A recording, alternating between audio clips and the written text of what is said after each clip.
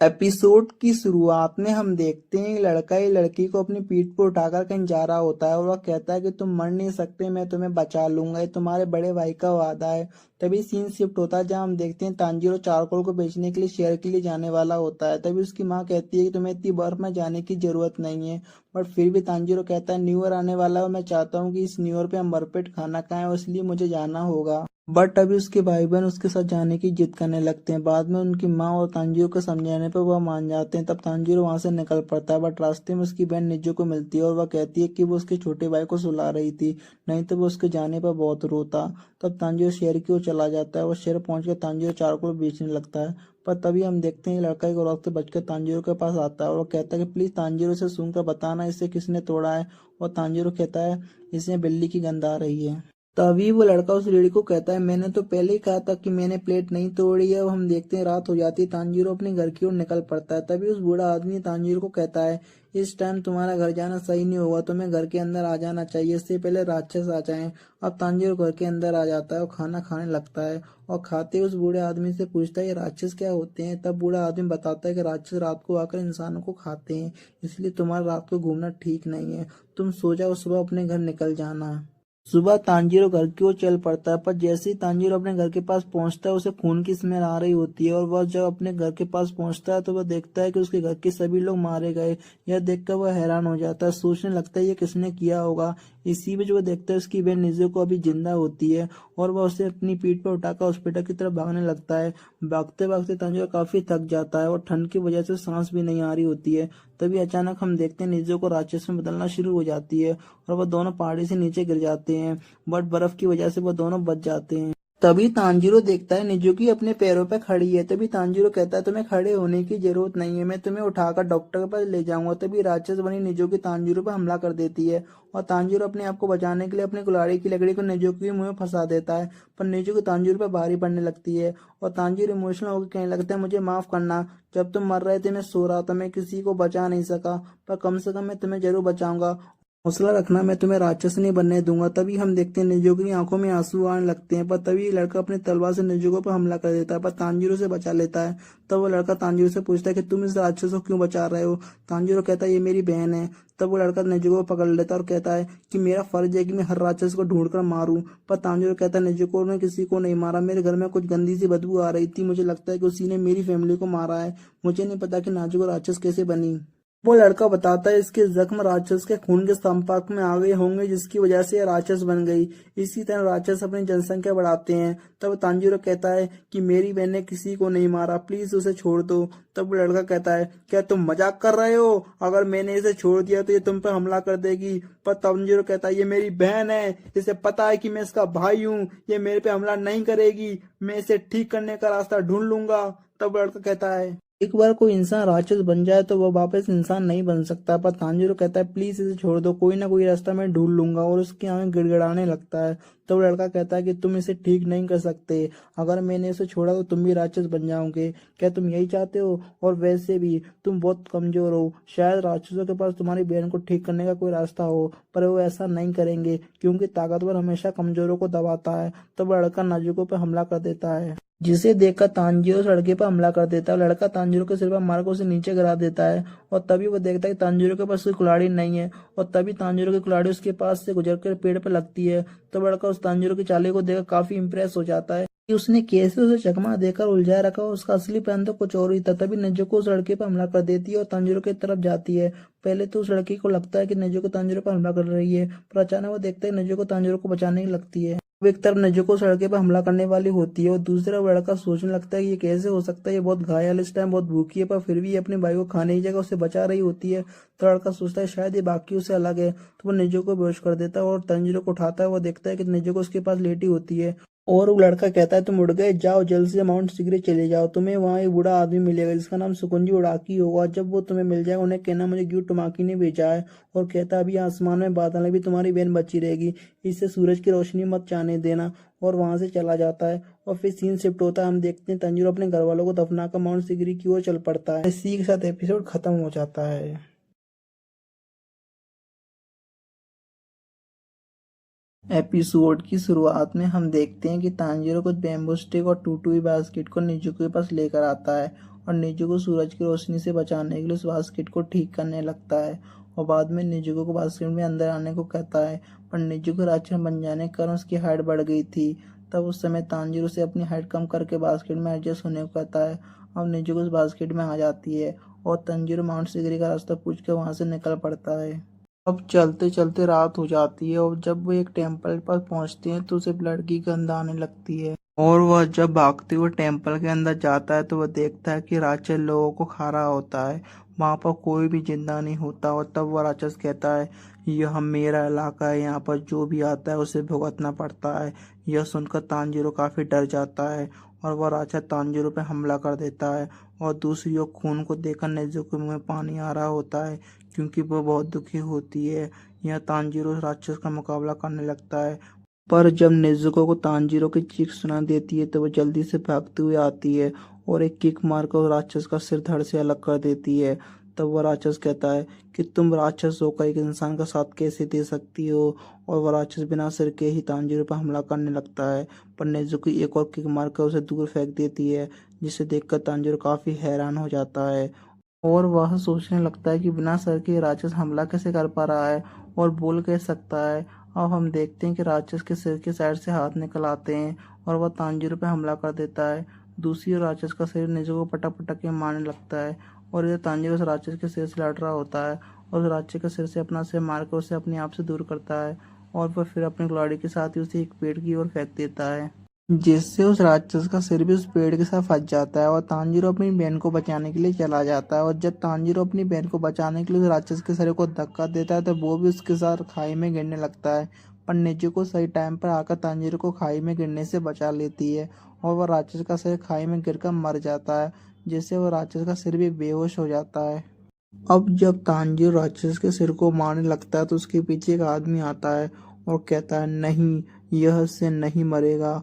और उसके बाद तांजीरो के पूछने के बाद वो आदमी कहता है, तुम खुद सोचो से कैसे मारा जा सकता है। और तब तांजीरो एक पत्थर लेकर आता है। अभी वो उस राक्षस को मारने की हिम्मत बटोर ही रहा होता है तभी वो आदमी सोचता है, यह लड़का कितना दयालु है, इसके सामने राक्षस है पर फिर भी यह कोई भी फैसला नहीं कर पा रहा है। मुझे नहीं लगता ये इसे मार पाएगा।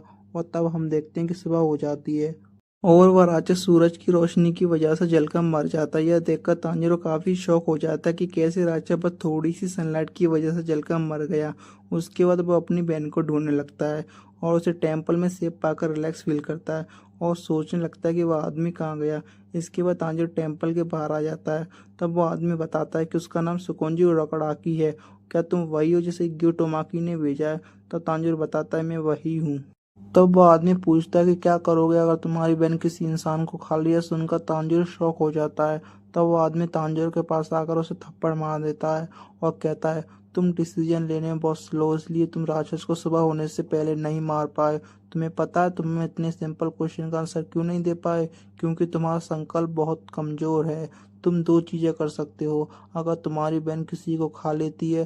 पहला कि तुम उसे मार दो और खुद भी मर जाओ, और दूसरा कि तुम किसी कीमत पर ऐसा होने ही ना दो। क्या तुम्हें समझ में आ गया? तो तांजीरो कहता है, हाँ। तो वो आदमी कहता, चलो ठीक है, मैं तुम्हारा टेस्ट लूंगा कि तुम डेमन स्लायर ग्रुप के मेंबर बनने के लिए सही हो या नहीं। चलो अपनी बहन को उठाओ, मेरे साथ चलो। तब वो दोनों भागते भागते उस आदमी के घर पहुंचते हैं और तब वो आदमी तांजीरो से कहता है कि तुम्हारा टेस्ट के लिए हमें पहाड़ पर जाना होगा और मैं वादा करता हूँ जब तक तुम वापस आओगे तब तक मैं तुम्हारी बहन का ध्यान रखूंगा। और उसके बाद वो पहाड़ की ओर निकल जाते हैं जहाँ बहुत ज्यादा अंधेरा होता है और सांस लेना भी मुश्किल हो रहा होता है। तब वो आदमी तांजीर से कहता है कि तुम्हें सुबह होने से पहले घर वापस आना होगा, और यह कहकर वो आदमी धुएं में गायब हो जाता है। पहले तांजीर को लगता है कि यह बहुत आसान होगा, मैं उस आदमी की स्मेल से रास्ता पता कर लूंगा और वह पहाड़ से उतरना शुरू कर देता है। बट अभी उस ट्रैप में फंस जाता है। तब वो समझ में आता है कि असली टेस्ट तो यह है, उसे इन सब ट्रैप से पार करके सुबह से पहले नीचे जाना होगा। और वह बड़ी मुश्किल से सभी ट्रैप को पार करते हुए आखिरकार उस आदमी के घर पहुंच जाता है। इस बीच में उसे बहुत चोट आ गई होती है। यह देखकर वो आदमी कहता है, आज से तुम मेरे शिष्य हो। तो इसी के साथ एपिसोड खत्म हो जाता है। एपिसोड की शुरुआत में हमें डेमन स्लेयर ग्रुप के बारे में बताया जाता है, जो कि एक ऑर्गेनाइजेशन है जो पिछले 100 सालों से राक्षसों को मार रही है। और यह किसी भी सरकार के प्लान से लिंक नहीं है। हमें यह तो नहीं बताया गया है कि राक्षसों की उत्पत्ति कैसे हुई। हमें बस इतना पता है कि राक्षस अपने जख्मों को कुछ ही मिनटों में ठीक कर लेते हैं और इनका फेवरेट फूड इंसान है। इन्हें बस सनलाइट या स्पेशल टाइप के ब्लेड से मारा जा सकता है, जो कि सूरज की रोशनी से एब्जॉर्व कर लेते हैं। और डेमन स्लेयर इंसानों को बचाने के लिए इन राक्षसों को मारते हैं। तब वो आदमी तानजूर से कहता है कि मैं एक ट्रेनर हूँ, मेरा काम डेमन स्लेयर लोगों को तैयार करना है। मेरे जैसे और भी ट्रेनर है, सभी के पढ़ाने का अपना अपना तरीका है। और तुम्हें डेमन स्लेयर ग्रुप को ज्वाइन करने के लिए फाइनल सिलेक्शन प्रोसेस से गुजरना होगा, जो कि माउंट फुजी कहानी में है, जो ये डिसाइड करे कि तुम काबिल हो या नहीं। और इसी के साथ तांजू की ट्रेनिंग स्टार्ट हो जाती है। यहाँ हम देखते हैं कि तांजू दिन ब दिन बेहतर होता जा रहा है। वह सभी ट्रैपों को आसानी से पार कर लेता है और उसकी ट्रेनिंग दिन ब दिन मुश्किल कर दी जाती है। एक बार के लिए तांजू को लग रहा होता है कि यह आदमी मुझे मारना चाहता है। अब तलवार चलाना सिखाता है ट्रेनर। वो रोज तलवार चलाने की प्रैक्टिस करता है जब तक उसके हाथ दुखने नहीं लग जाते। अब ट्रेनिंग के दौरान वो आदमी तांजू को कहता है, अगर तुमने अपनी तलवार तोड़ी तो मैं तुम्हारी हड्डियां तोड़ दूंगा। उसके बाद तांजिरो अलग अलग फॉर्म सीखता है। वो आदमी कहता है, मैं तुम्हें बस सारे 10 फॉर्म सिखाऊंगा। हम स्टार्ट करेंगे गहरी सांस से, जिससे तुम्हारी बॉडी की नेचुरल हीलिंग पावर बढ़ेगी। और तांजिरो बहुत गलतियां करता है। अब अगले सीन में हम देखते हैं कि वह तांजिरो को झरने से फेंक देता है। तो अगले सीन में हमें पता लगता है कि निजुको 6 महीने से सोई हुई है, जिसका कोई भी कारण पता नहीं चल पाया। उन्होंने डॉक्टर को भी दिखाया पर कुछ पता नहीं लगा। और तांजिरो कहता है कि मुझे डर है कि मैं एक दिन उठूं और निजुको मरी हो। अब 1 साल बीत जाता है। वो आदमी तांजीर को कहता है कि मैंने तुम्हें सब कुछ सिखा दिया, अब जो करना है तुम्हें करना है, कि तुम अगले लेवल में जा सकते हो या नहीं। अब वह आदमी तांजीर को एक बड़े से पत्थर के पास लेकर आता है और कहता है कि अगर तुमने इस पत्थर को 2 हिस्सों में काट दिया तो तुम्हें फाइनल सिलेक्शन में जाने दूंगा। अब तांजीरो सोचता है कोई तलवार से 2 हिस्सों में कैसे काट सकती है, और वो आदमी हवा में गायब हो जाता है। उस दिन के बाद तांजीरो रोज प्रैक्टिस करने लगता है जो भी उसने सीखा, और उस पत्थर को काटने की कोशिश करता है, पर फिर भी उसे किसी तरह की सफलता हासिल नहीं हो रही। 6 महीने बीत गए पर फिर भी कोई सफलता हाथ नहीं लगी। तभी हम देखते हैं लड़का वहां पर आता है और तांजीरो को कहता है, तुम बहुत स्लो, कमजोर हो, इमेच्योर हो, और मैं ऐसे लड़के को डेमन स्लेयर नहीं मानता। और वह तांजीरो को लड़ने का आह्वान देता है। मुझे दिखाओ तुमने अब तक क्या सीखा। और तब तांजीरो कहता है, तुम्हें चोट लग जाएगी। तब लड़का हंसते हुए कहता है, तुम्हें सच में लगता है तुम मुझे छू भी पाओगे। और वह तांजीरो पर हमला कर देता है और वह बताता है कि मैं भी इस पत्थर को पहले काट चुका हूँ। तांजीरो को बुरी तरह पिट जाता है और वो कहता है, तुमने 1.5 साल में कुछ नहीं सीखा, तुमने बस चीजें याद की हैं, तुम्हारी बॉडी अभी भी पहले ऐसी कमजोर है। और वो लड़का तांजीरो को बेहोश करके उस लड़के के हवाले करके चला जाता है। अब जब तानजीरो को होश आता है तो उस लड़की से पूछता है, क्या तुमने देखा वो कितना अमेजिंग था, मैं भी उसकी तरह बनना चाहता हूँ। तब वो लड़की कहती है, हाँ जरूर, मैं इसलिए तो आई हूँ। और वो अपना नाम मैकोमो बताती है। उस लड़के का नाम साबितो होता है। अब मैकोमो तानजीरो को उसकी गलतियां बताती है, उसे गाइड करती है। और हमें यहाँ पता लगता है ये दोनों अनाथ थे और उन्हीं बूढ़े आदमी ने इन्हें पाला था। यह कहती है, और भी बहुत सारे बच्चे हैं जो तुम्हें देख रहे हैं। अब 6 महीने बीत जाते हैं और तांजीरो साबितो को चैलेंज करता है, पर इस बार तांजीरो की तरफ साबितो को पहले हिट कर देती है और साबितो का मांस कट जाता है, जिससे वह स्माइल करने लगता है और दोनों धुएं में गायब हो जाते हैं। और जैसे ही धुआं हटता है तो वो तांजीरो देखता है कि उस पत्थर के 2 हिस्से हो चुके होते हैं। और इसी के साथ एपिसोड खत्म हो जाता है।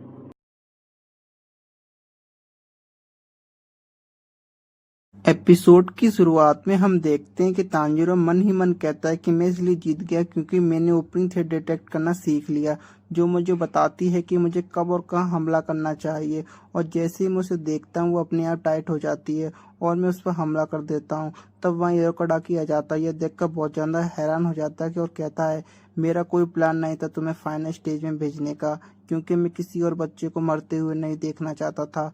मैं चाहता था कि तुम इसे कभी ना कर पाओ। तुमने मुझे बहुत इम्प्रेस किया, मुझे तुम पर गर्व है। यह सुनकर तांजीरो की आंखों में आंसू आ जाते हैं और हिरोकोडाकी कहता है, कोशिश करना कि तुम फाइनल राउंड में जिंदा वापस आ जाओ। मैं और तुम्हारी बहन तुम्हारा इंतजार करेंगे।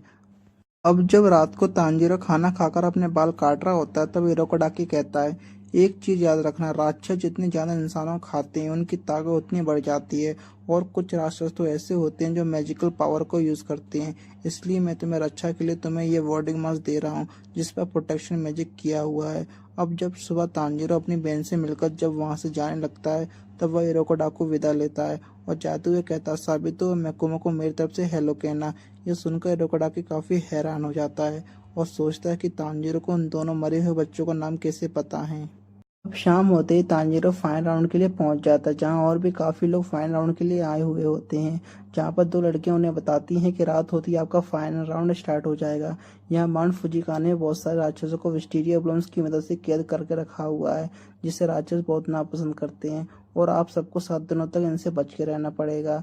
इसी के साथ फाइनल राउंड स्टार्ट हो जाता है और सभी जंगल की ओर चले जाते हैं। अब तांजीरो मन ही मन सोचता है कि मुझे बस रात तक इनसे बच के रहना है, क्योंकि सुबह होने से पहले ये अपने आप जल के मर जाएंगे। इतने में तांजीरो एक राक्षस की गंध आती है और वो उसे ढूंढने लगता है और अचानक वो राक्षस उस पर हमला कर देते हैं। पर तांजीरो अपनी फुर्ती दिखाते हुए वहां से हट जाता है और यह हम देखते हैं दो राक्षस आपस में लड़ना शुरू कर देते हैं। इसे मैं खाऊंगा, इसे मैं खाऊंगा, और वह दोनों तांजीरो पर हमला कर देते हैं।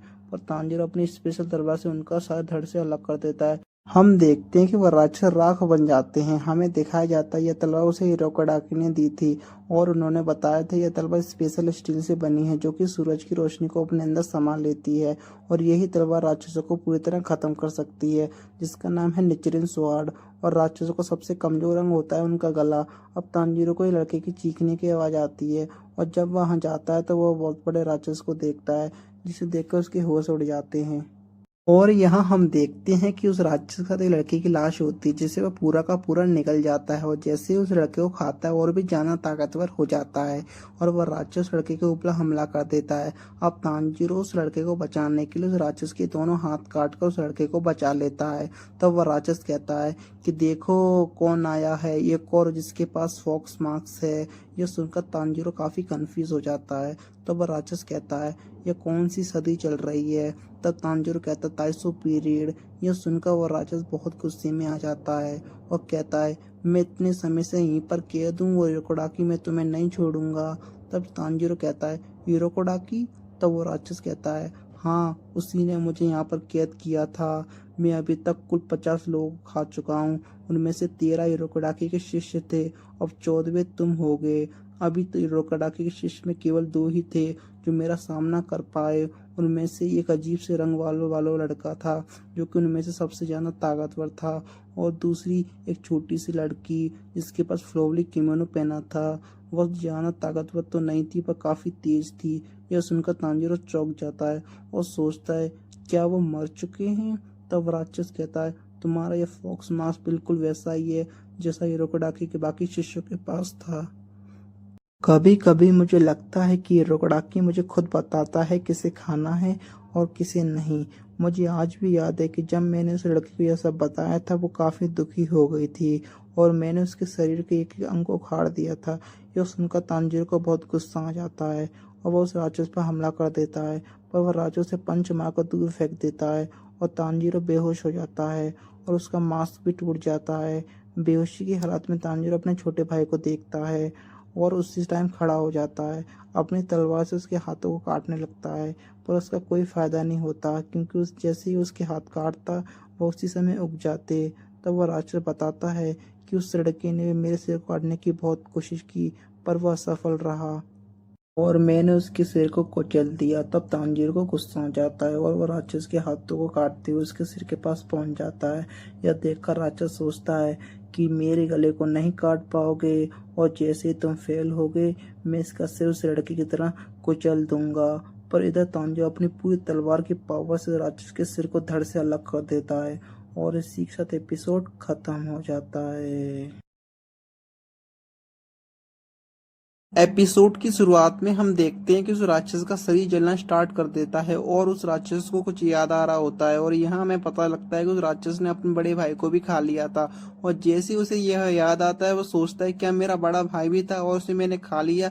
यह सोचकर बहुत ज्यादा दुखी होता है और तांजीरो को उस राक्षस से बहुत सैड स्मेल आ रही होती है और वह दुआ करता है कि प्लीज गॉड इसे अगले जन्म में राक्षस मत बनने देना, और इसी के साथ वो राक्षस जलकर मर जाता है। और तब तांजीरो कहता है कि जितने भी लोग उस राक्षस ने खाए अब वो चैन से मर सकते हैं, और तांजीरो और भी राक्षसों से लड़ता है और उनसे पूछता है कि कैसे मैं अपनी बहन को राक्षस से इंसान में कन्वर्ट कर सकता हूँ, और उसे कोई भी सफलता हासिल नहीं होती है। अब 7 दिन बीत जाते हैं और तांजीरो अपने फाइनल राउंड में पहुंचकर उसे पूरा कर लेता है और यहाँ तांजीरो देखता है कि उनमें से केवल 4 लोग ही बचे होते हैं और हम देखते हैं कि वो 2 लड़कियां उन सबको कॉन्ग्रेचुलेशन करती हैं और उन्हें अपना अपना कराव देती हैं। उनमें से एक लड़की को क्राउ की जगह स्पैरो मिल जाती है और यहाँ वो लड़कियां हमें बताती हैं कि ये कराव कम्युनिकेशन में काम आएगा। अब उन्हें तलवार के लिए और चुनने के लिए कहती है जिससे उनकी तलवार बनाई जाएगी। यहाँ दूसरी तरफ हमें डेमन स्लेयर ग्रुप के लीडर को दिखाया जाता है जिसका कराव उन्हें बताता है कि 5 लोग ही जिंदा बचे हैं। यहाँ हमें तांजीरो को दिखाया जाता है, वो बहुत थक चुका होता है, बड़ी मुश्किल से ये रोकेडाकी घर पहुंचता है और यहाँ वो देखता है कि निजुकी नींद से उठ चुकी है, जिसे देख कर वो काफी खुश हो जाता है। उसे जिंदा देख कर बहुत खुश होता है और उसे अपने गले से लगा लेता है। अब घर के अंदर आकर तांजीरो हिरोकोडाकी से मिलता है। हिरोकोडाकी कहता है कि अब तुम तैयार हो किसी भी राक्षस से लड़ने के लिए। तुम्हें कुछ ऐसे राक्षस मिलेंगे जो कि ब्लड डायमंड आर्ट यूज करेंगे। मुझे यकीन है कि तुम उनका भी सामना कर लोगे। अब तांजीरो पूछता है क्या निजुको ब्लड डायमंड आर्ट की वजह से बाकी राक्षसों से अलग है, तो हिरोकोडाकी कहता है कि नहीं, मुझे लगता है कि निजुको को अपनी ताकत सोने से मिलती है, जिससे वो बिना किसी इंसान को खाए अपनी ताकत बढ़ा सकती है। अब हम देखते हैं कि 15 दिन बीत जाते हैं और तांजीरो के पास एक आदमी आता है और कहता है कि मैं तांजीरो की तलवार बनाकर लाया हूँ और उसे उस तलवार की खूबियां बताने लगता है और कहता है कि यह तलवार अपने मालिक के अकॉर्डिंग अपना रंग बदलती है और मुझे लगता है कि इसका रंग लाल होगा। अब तांजीरो जैसे ही अपनी तलवार निकालता है उस तलवार का रंग काला पड़ जाता है और यह देखकर हिरोकोडाकी और वो आदमी हैरान हो जाते हैं। तब हिरोकोडाकी कहता है कि ऐसा काफी कम होता है किसी स्वॉर्ड का रंग काला हो। फिर हम देखते हैं कि एक क्राउ तांजीरो के पास आता है और उसे बताता है कि डेमन लेयर ग्रुप की तरफ से मैं तुम्हारी पहली असाइनमेंट लाया हूँ। तुम्हें नॉर्थ वेस्ट में एक टाउन में जाना होगा जहाँ पर रोज एक लड़की गायब हो जाती है और तुम्हें उसका पता लगाकर उस राक्षस को मारना होगा। और इसी के साथ एपिसोड खत्म हो जाता है। Thank you for watching.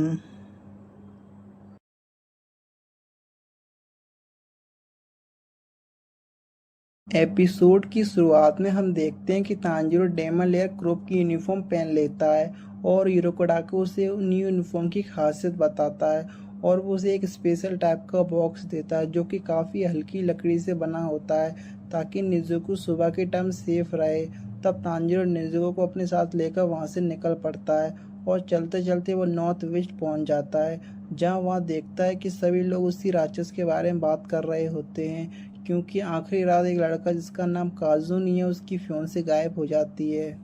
तब तांजीरो उस लड़के के पास जाता है और सारी बातें पूछने लगता है। अब काजुनी तांजीरो को एक जगह लेकर आता है जहाँ पर उसकी फियांसे गायब हुई थी और तांजीरो जगह की गंध लेने लगता है जिससे उस राक्षस की उसे गंध मिल जाती है। अब तांजीरो पूरे शहर में राक्षस को ढूंढने लगता है और तांजीरो लड़के को बताता है कि मैं उसी राक्षस को मारने आया हूँ। और हम देखते हैं कि ढूंढते ढूंढते अब रात हो जाती है और दूसरा लड़का तांजीरो से कहता है कि अब हमें आराम कर लेना चाहिए, हम कल सुबह उसे ढूंढ लेंगे। तब तांजीरो कहता है कि कोई फायदा नहीं होगा, राक्षस रात को ही निकलते हैं, हमें रात को उसे ढूंढना होगा।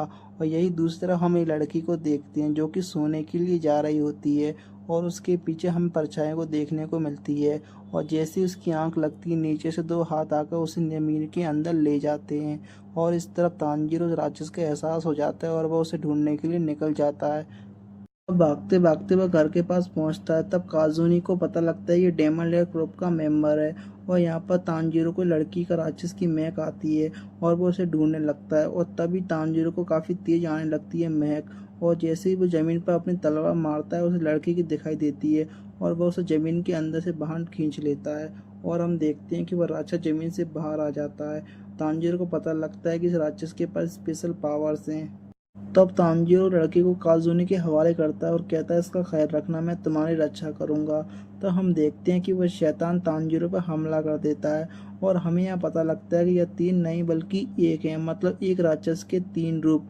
या दूसरा हमें दिखाया जाता है कि हिरोकोडाकी तांजीरो को बताते हैं केवल एक राक्षस है जिसको शायद पता हो तुम्हारी बहन को दोबारा इंसान कैसे बनाया जा सकता है और वो सबसे पहला राक्षस है जो कि हजारों सालों से धरती पे घूम रहा है जिसका नाम मुजान किम सूची है। और यहाँ हम देखते हैं तांजीरो उस राक्षस पर हमला कर देता है पर वो राक्षस के गले को मिस कर देता है और तांजीरो केवल उसके हाथ ही काट पाता है जिससे कुछ ही पल में उसके हाथ वापस उग जाते हैं। तब वह राक्षस उस लड़के पर हमला कर देता है और तांजीरो उन्हें बचाने लगता है। तब उन्हें एक राक्षस उन्हें कहता है कि मुझे यह 16 साल की लड़की दे दो क्योंकि इसका मांस बहुत स्वादिष्ट होगा तो दूसरा राक्षस कहता है कि मैंने तो इस शहर की बहुत सूरत स्वर्ग लड़की को खाया है और वो बहुत स्वादिष्ट थी।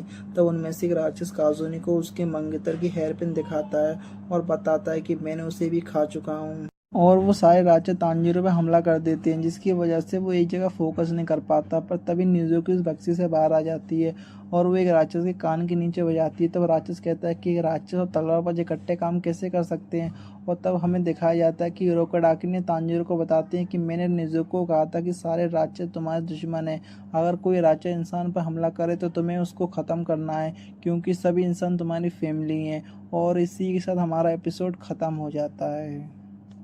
एपिसोड की शुरुआत में हम देखते हैं कि नेजुको उस राक्षस पर हमला कर देती है और तब तांजीरो नेजुको को अपने पास बुलाता है। और जैसे नेजुको तांजीरो के पास आने लगती है तो एक राक्षस उस पर हमला कर देता है, पर नेजुको अपनी फुर्ती दिखाती हुए राक्षस को डाउच करके तांजीरो के पास आ जाती है।